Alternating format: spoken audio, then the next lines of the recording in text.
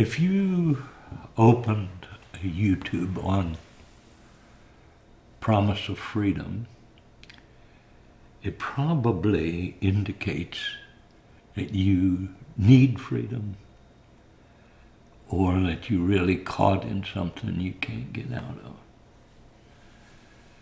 of. At my age and years and journey, one of the things really, really burdens me is a whole generation that is increasingly addictive, obsessive, compulsive disorder. Everything from addiction to a cell phone to opioids. 60-some thousand deaths from opioids last year, and I thought, that's not possible.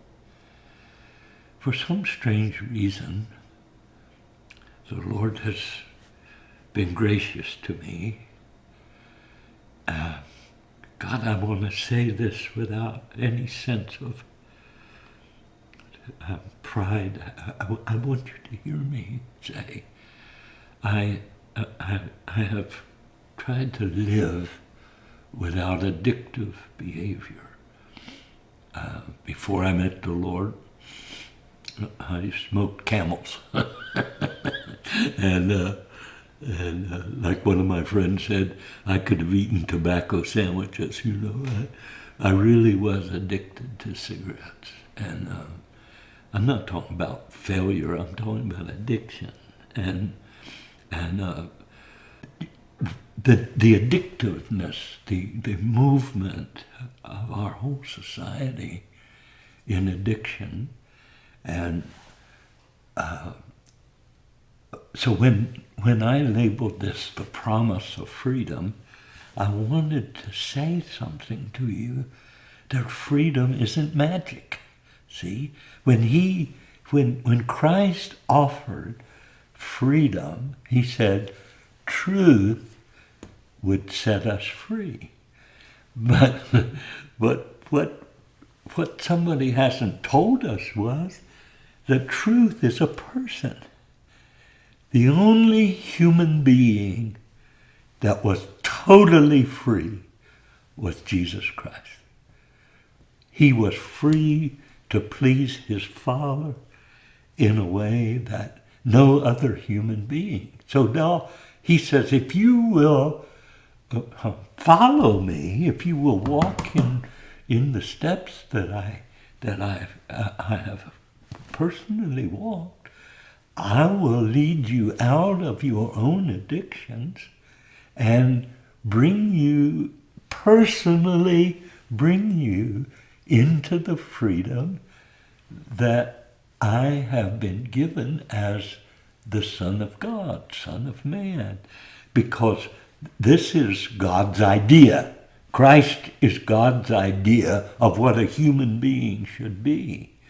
And so when I look at him, and some of you know, we talk about the pattern son, but see, when I looked at Christ, I saw him unafraid of man, unaddicted to anything, including popularity or favor or any of the things that haunt us. And I thought, is it possible that I too could know that freedom?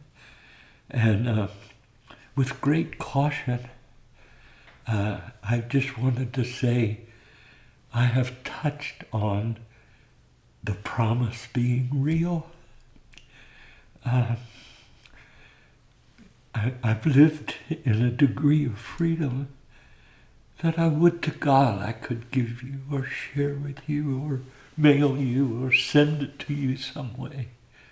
Because freedom, now, lest you think I'm selling you something, I'm not selling you anything. The freedom that Christ gave, when you go to the book of Galatians, Paul is saying to the Galatian people, oh my God, going back to that kind of religion, you're going to lose every bit of freedom that you ever had. And I thought, yes, freedom is given, freedom is taken. So what guarantees us, what is the operative principle for me to preserve my freedom? Continue to follow. I thought, nobody ever taught me that. Continue. You know why? Because if I follow him, he deals with each of the forms of addiction that have ruled me. I cannot be fear of man. Fear of man is torment. I can't be caught in addictions, sexual addictions, because I know those are displeasing. I'm not talking about going to hell, I'm just talking about the fact is that sexual addiction is torment. See?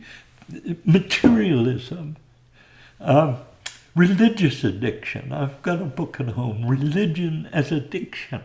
I thought, oh my God, I've known hundreds of them. And so what does it mean? Freedom, the promise of freedom, is conditioned by my continue to follow him. Truth will set you free. That's not facts. That's a person. And the person said, can't go there, Bob. No, that's not for you. Others can, you cannot. Then I thought, okay. Is this something I need to explain to the persons who themselves are caught in one form of addiction or another? I'm going to come back to this and maybe do this again and do it with some expansion, but just hear me now. The promise that Christ made to set you free is authentic, but it comes on his terms.